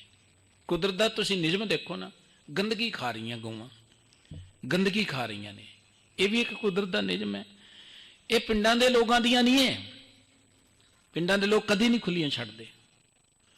ਇਹ ਉਹਨਾਂ ਲੋਕਾਂ ਦੇ ਜਿਨ੍ਹਾਂ ਇੱਕ ਵਪਾਰ ਬਣਾਇਆ ਗਊਆਂ ਦੇ ਨਾਂ ਤੇ, ਪੈਸੇ ਇਕੱਠੇ ਕਰਦੇ ਨੇ, ਗਊਆਂ ਦੇ ਨਾਂ ਤੇ, ਧਰਮ ਦੇ ਨਾਂ ਤੇ ਲੜਾਈ ਝਗੜੇ ਕਰਦੇ। ਪਿੰਡਾਂ ਦੇ ਲੋਕਾਂ ਦੀਆਂ ਨਹੀਂ। ਪਿੰਡਾਂ ਦੇ ਲੋਕ ਕਦੀ ਆਪਣਾ ਪਸ਼ੂ ਖੁੱਲਾ ਛੱਡਦੇ ਨਹੀਂ, ਕਿ ਜਾ ਕੇ ਦੇਖ ਲੈਣਾ ਤੁਸੀਂ ਪਿੰਡਾਂ 'ਚ। ਇਹ ਉਹਨਾਂ ਲੋਕਾਂ ਦੀਆਂ ਜਿਨ੍ਹਾਂ ਨੇ ਇਹਨਾਂ ਦੇ ਨਾਂ ਤੇ ਪੈਸੇ ਇਕੱਠੇ ਕਰਨੇ ਨੇ। ਤੇ ਕਿੰਨੀ ਕੁਦਰਤ ਦੀ ਇੱਕ ਅਜੀਬ ਰਚਨਾ ਹੈ ਕਿ ਕੋਈ ਹੋਰ ਪਸ਼ੂ, ਮੱਝਾਂ ਜਾਂ ਹੋਰ ਪਸ਼ੂ, ਉਹ ਇਹ ਗੰਦਗੀ ਖਾਣ ਲਈ ਮਜਬੂਰ ਨਹੀਂ, ਗਊ ਨੂੰ ਮਜਬੂਰੀ 'ਚ ਖਾਣੇ ਪੈ ਰਹੇ ਨੇ। ਦੇਖੋ ਨਾ ਥਾਂ ਥਾਂ ਤੇ ਕੀ ਕੁਝ ਖਾਂਦੀਆਂ ਨੇ। ਇਹ ਕੁਦਰਤ ਦਾ ਇੱਕ ਨਿਯਮ ਕਹਿ ਲਓ। ਘਾਹ ਖਾਏ ਤੇ ਨਾ ਮਾਸ ਖਵਾਏ, ਇਹ ਚਲਾਏ ਰਾਹ।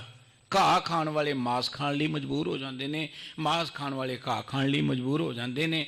ਜਿੱਥੇ ਕੋਈ ਪਾਣੀ ਹੈ ਜਲ ਥਲ, ਉੱਥੇ ਮਾਰੂਥਲ ਬਣ ਸਕਦਾ ਹੈ, ਮਾਰੂਥਲ। ਇਹ ਕੁਦਰਤ ਦੇ ਅੰਦਰ ਅਦਲ ਬਦਲ ਰਹਿੰਦਾ। ਅੱਜ ਕਿਸੇ ਕੋ ਤਾਕਤ ਹੈ, ਉਹ ਕੱਲ ਨੂੰ ਭਿਖਾਰੀ ਬਣ ਸਕਦਾ, ਉਹ ਧਰਤੀ ਤੇ ਰੁਲ ਸਕਦਾ।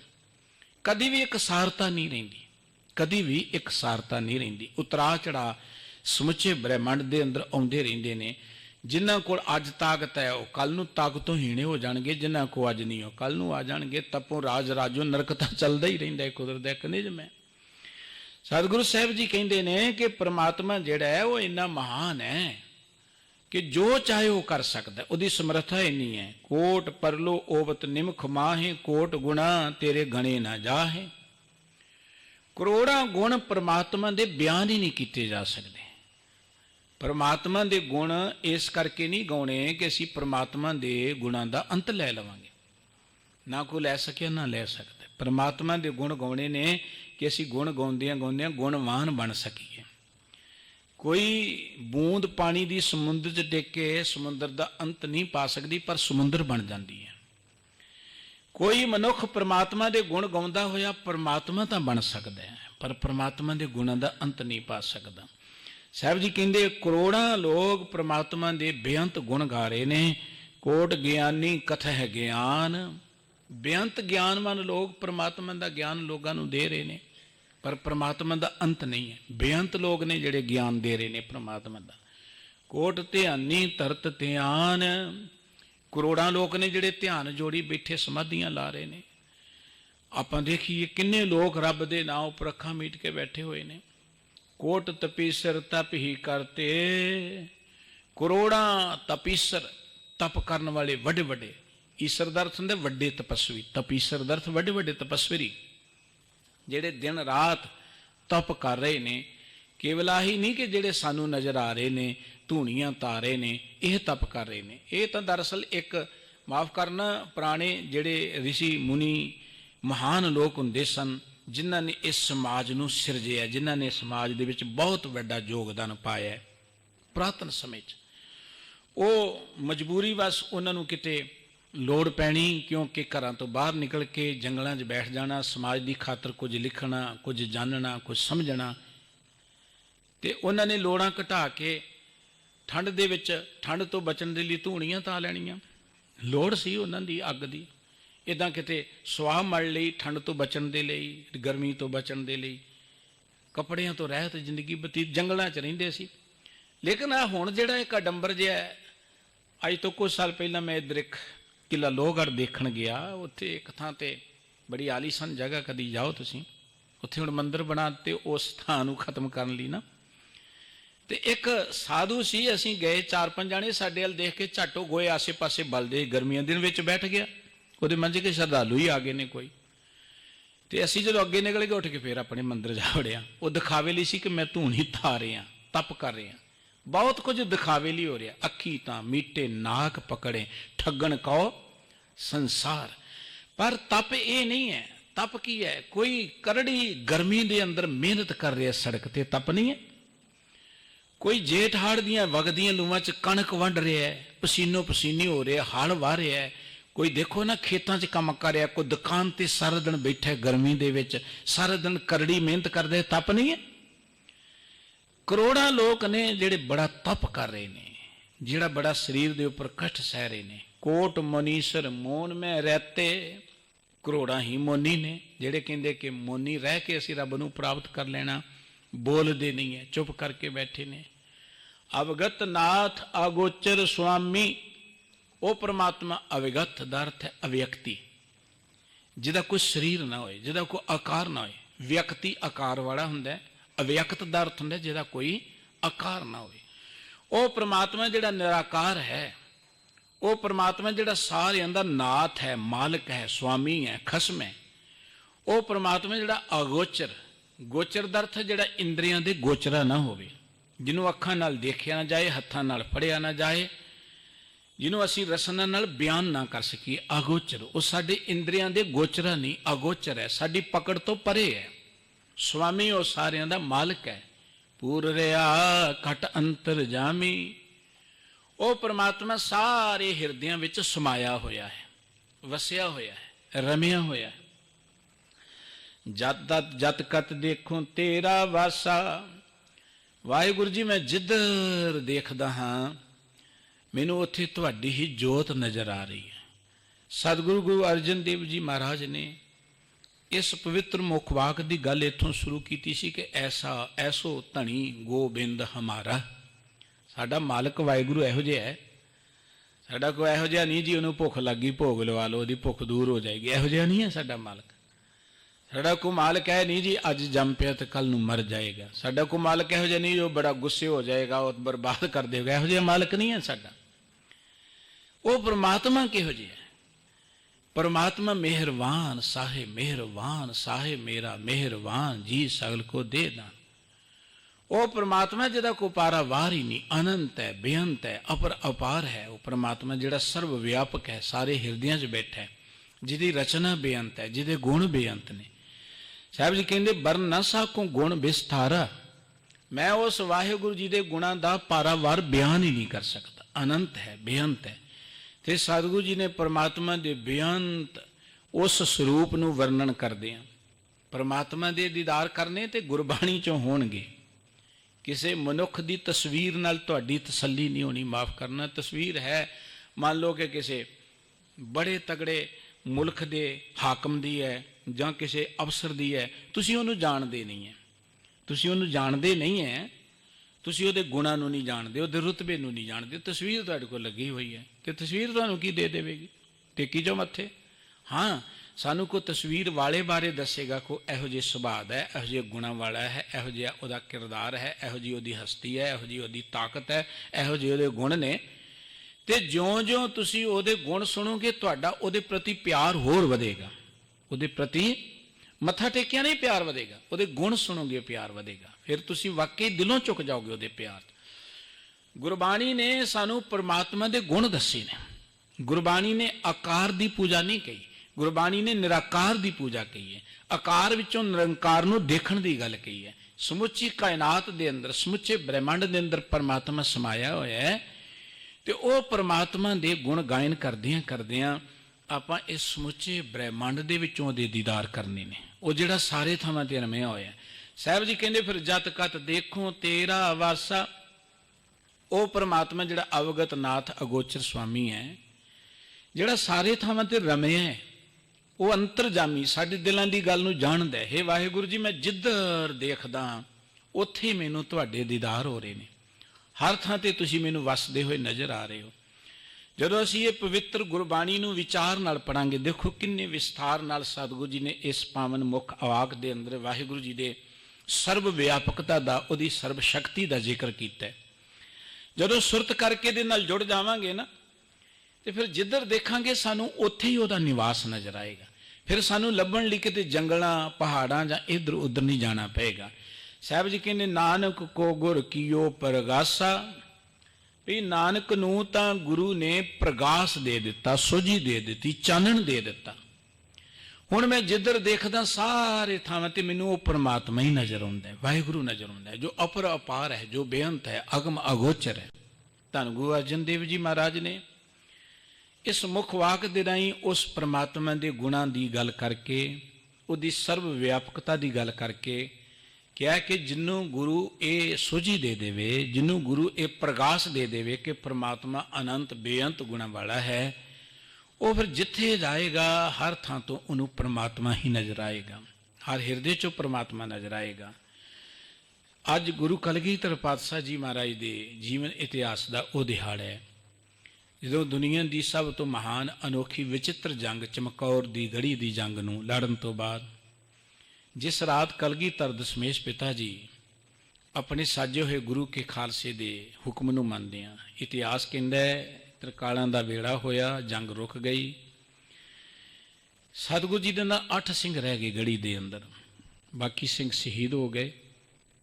ਕਲਗੀਧਰ ਪਾਤਸ਼ਾਹ ਜੀ ਸ਼ਾਮ ਨੂੰ ਰਹਿਰਾਸ ਦਾ ਪਾਠ ਕੀਤਾ ਹੈ, ਅਰਦਾਸ ਕੀਤੀ ਹੈ, ਐਲਾਨ ਕਰਤਾ ਕਿ ਸਵੇਰੇ ਪਹਿਲਾ ਜਥਾ ਮੇਰਾ ਹੀ ਜਾਏਗਾ। ਸਿੰਘਾਂ ਨੂੰ ਚਿੰਤਾ ਪੈਦਾ ਹੋ ਗਈ। ਸਿੰਘਾਂ ਨੇ ਮਿਲ ਕੇ ਵਿਚਾਰ ਕਰਨ ਤੋਂ ਬਾਅਦ ਕਲਗੀਧਰ ਪਾਤਸ਼ਾਹ ਜੀ ਦੇ ਕੋਲ ਜਾ ਕੇ ਗੱਲ ਕੀਤੀ, ਸਤਿਗੁਰੂ ਜੀ ਅੱਜ ਤੱਕ ਕਦੀ ਕੋਈ ਸਿੱਖ ਗੁਰੂ ਦੀ ਆਗਿਆ ਤੋਂ ਬਿਨਾਂ ਗਿਆ ਜੰਗ ਦੇ ਅੰਦਰ? ਸਤਿਗੁਰੂ ਜੀ ਕਹਿੰਦੇ ਨਹੀਂ, ਤੁਸੀਂ ਕਿਹਾ ਸੀ ਖਾਲਸਾ ਮੇਰਾ ਗੁਰੂ ਹੈ ਤੇ ਤੁਸੀਂ ਖਾਲਸੇ ਦੀ ਆਗਿਆ ਤੋਂ ਬਿਨਾਂ ਨਹੀਂ ਜਾ ਸਕਦੇ। ਖਾਲਸਾ ਤੁਹਾਨੂੰ ਹੁਕਮ ਕਰਦਾ ਹੈ ਤੁਸੀਂ ਰਾਤ ਨੂੰ ਇਹ ਗੜੀ ਨੂੰ ਛੱਡ ਕੇ ਚਲੇ ਜਾਓ, ਅਸੀਂ ਇੱਥੇ ਲੜਾਂਗੇ। ਗੁਰੂ ਕੇ ਖਾਲਸੇ ਦੇ ਹੁਕਮ ਅੱਗੇ ਝੁਕਦੇ ਹਾਂ। ਕਲਗੀਧਰ ਦਸ਼ਮੇਸ਼ ਪਿਤਾ ਇਹ ਕਹਿ ਕੇ ਕਿ ਚੋਰੀ ਨਹੀਂ ਜਾਵਾਂਗਾ, ਦੱਸ ਕੇ ਜਾਵਾਂਗਾ। ਨਾਲ ਡਿਊਟੀ ਥਾਂ ਥਾਂ ਤੇ ਸਤਿਗੁਰੂ ਜੀ ਨੇ ਲਾਈ। ਸਿਨਿਓਰਟੀ ਵਾਜ ਭਾਈ ਦਇਆ ਸਿੰਘ ਜੀ ਨੂੰ, ਭਾਈ ਧਰਮ ਸਿੰਘ ਜੀ ਨੂੰ, ਭਾਈ ਮਾਨ ਸਿੰਘ ਜੀ ਨੂੰ ਨਾਲ ਲਿਆ। ਰਾਤ ਨੂੰ ਸਤਿਗੁਰੂ ਸੱਚੇ ਪਾਤਸ਼ਾਹ ਜੀ ਨਗਾਰਾ ਵਜਾ ਕੇ ਜਕਾਰਾ ਛੱਡ ਕੇ ਕਿ ਪੀਰੇ ਹਿੰਦ ਮੇਰਾ ਅਵਧ, ਹਿੰਦ ਦਾ ਪੀਰ ਜਾ ਰਿਹਾ, ਫੜ ਲਓ ਜੇ ਫੜ ਸਕਦੇ ਹੋ। ਸਤਿਗੁਰੂ ਜੀ ਚੱਲ ਪਏ। ਉਸ ਵੇਲੇ ਮੁਗਲਾਂ ਦੀਆਂ ਫੌਜਾਂ ਜਾਗੀਆਂ, ਸਤਿਗੁਰੂ ਜੀ ਨੇ ਤੀਰ ਵੀ ਚਲਾਏ ਉਹਨਾਂ ਵੱਲ, ਔਰ ਜਿਹੜੀਆਂ ਮਸ਼ਾਲਾਂ ਜਗੀਆਂ ਬੁਝਾਤੀਆਂ, ਫੌਜਾਂ ਆਪਸ ਵਿੱਚ ਹੀ ਟੱਕਰ ਪਈਆਂ। ਮਿਥੀ ਹੋਈ ਵਿਉਂਤ ਅਨੁਸਾਰ ਸਤਿਗੁਰੂ ਜੀ ਸਿੰਘਾਂ ਨੂੰ ਦੱਸ ਕੇ ਤਾਰਿਆਂ ਦੀ ਸੇਧ ਤੇ ਮਾਛੀਵਾੜੇ ਦੇ ਜੰਗਲਾਂ ਦੇ ਵਿੱਚ ਹੀ ਰਾਤ ਨੂੰ ਤੁਰੇ ਨੇ। ਜੰਗਲ 'ਚ ਲੰਘਦੇ ਹੋਏ ਸਤਿਗੁਰੂ ਜੀ ਦਾ ਜਾਮਾ ਲੀਰੋ ਲੀਰ ਹੋ ਗਿਆ, ਜੋੜਾ ਲੱਥ ਗਿਆ, ਪੈਰ ਜਿਹੜੇ ਲਹੂ ਲੁਹਾਨ ਹੋ ਗਏ। ਉਹ ਦਸ਼ਮੇਸ਼ ਪਿਤਾ ਸਤਿਗੁਰੂ ਸੱਚੇ ਪਾਤਸ਼ਾਹ ਮਾਛੀਵਾੜੇ ਦੇ ਬਾਹਰ ਜੰਗਲ ਦੇ ਅੰਦਰ ਆ ਕੇ ਭਾਈ ਗੁਲਾਬੇ ਦੇ ਬਾਗ ਵਿੱਚ ਬਿਰਾਜਮਾਨ ਹੋ ਗਏ। ਇੱਥੇ ਸਤਿਗੁਰੂ ਜੀ ਦੇ ਨਾਲ ਸਿੰਘਾਂ ਦਾ ਮੇਲ ਹੋਇਆ। ਇੱਥੋਂ ਸਤਿਗੁਰੂ ਸੱਚੇ ਪਾਤਸ਼ਾਹ ਜੀ ਭਾਈ ਗਨੀ ਖਾਂ, ਨਬੀ ਖਾਂ ਜਿਹੜੇ ਗੁਰੂ ਕੇ ਪਿਆਰੇ ਸਨ, ਉਹਨਾਂ ਦੇ ਘਰ ਠਹਿਰੇ। ਭਾਈ ਗੁਲਾਬੇ ਮਸੰਦ ਨੂੰ ਵੀ ਮਿਲੇ। ਇੱਥੋਂ ਸਤਿਗੁਰੂ ਜੀ ਜਿਵੇਂ ਅੱਗੇ ਚੱਲਦੇ ਨੇ ਵਾਰਤਾ, ਰਾਤ ਦੇ ਇਤਿਹਾਸ ਬੜੇ ਵਿਸਥਾਰ ਦੇ ਨਾਲ ਭਾਈ ਸਾਹਿਬ ਜੀ ਦੱਸ ਰਹੇ ਨੇ। ਅੱਜ ਦਾ ਉਹ ਦਿਹਾੜਾ ਹੈ ਜੀ। ਸਤਿਗੁਰੂ ਜੀ ਮਿਹਰ ਕਰਨ ਗੁਰੂ ਕੇ ਇਸ ਇਤਿਹਾਸ ਤੋਂ, ਗੁਰੂ ਕੀ ਪਵਿੱਤਰ ਬਾਣੀ ਤੋਂ ਸਿੱਧ ਲੈ ਕੇ। ਦੇਖੋ ਸਤਿਗੁਰੂ ਜੀ ਠੰਡੀਆਂ ਰਾਤਾਂ 'ਚ ਨਿਕਲੇ ਸਨ। ਇਤਿਹਾਸ ਜਿਵੇਂ ਦੁਹਰਾਇਆ ਜਾਂਦਾ ਹੈ, ਬੇਅੰਤ ਲੋਕੀ ਸੜਕਾਂ ਤੇ ਬੈਠੇ ਆਪਣੇ ਹੱਕਾਂ ਦੀ ਖਾਤਰ, ਬਜ਼ੁਰਗ ਮਾਤਾਵਾਂ ਨੇ, ਬੱਚੇ ਨੇ, ਉੱਥੇ ਬਿਰਧ ਨੇ, ਸੜਕਾਂ ਤੇ ਬੈਠੇ ਹੋਏ ਨੇ। ਹਕੂਮਤਾਂ ਦੇ ਦਿਲ ਇੰਨੇ ਕਠੋਰ ਹੁੰਦੇ ਨੇ, ਇੰਨੇ ਪੱਥਰ ਹੁੰਦੇ ਨੇ, ਹੰਕਾਰੀ ਹੁੰਦੇ ਨੇ ਕਿ ਉਹ ਲੋਕਾਂ ਦੇ ਦਰਦ ਨੂੰ ਸਮਝ ਹੀ ਨਹੀਂ ਸਕਦੇ। ਆਓ ਆਪਾਂ ਉਹਨਾਂ ਲਈ ਵੀ ਅਰਦਾਸ ਕਰੀਏ ਕਿ ਵਾਹਿਗੁਰੂ ਉਹਨਾਂ ਨੂੰ ਸਿਦਕ ਦੇ ਵਿੱਚ ਰੱਖਣ, ਸਬਰ ਦੇ ਵਿੱਚ ਰੱਖਣ, ਅਮਨ ਸ਼ਾਂਤੀ ਦੇ ਨਾਲ ਆਪਣੇ ਇਸ ਮੋਰਚੇ ਤੇ ਡਟੇ ਰਹਿਣ ਤੇ ਹਕੂਮਤ ਨੂੰ ਵੀ ਕੋਈ ਵਾਹਿਗੁਰੂ ਸਮੱਤ ਬਖਸ਼ੇ। ਇੰਨੀਆਂ ਬੇਨਤੀਆਂ ਪ੍ਰਵਾਨ ਕਰਨੀਆਂ ਜੀ। ਭੁੱਲ ਚੁੱਕ ਦੀ ਖਿਮਾ, ਪਿਆਰ ਸਹਿਤ ਬੁਲਾਓ। ਵਾਹਿਗੁਰੂ ਜੀ ਕਾ ਖਾਲਸਾ, ਵਾਹਿਗੁਰੂ ਜੀ ਕੀ ਫਤਿਹ।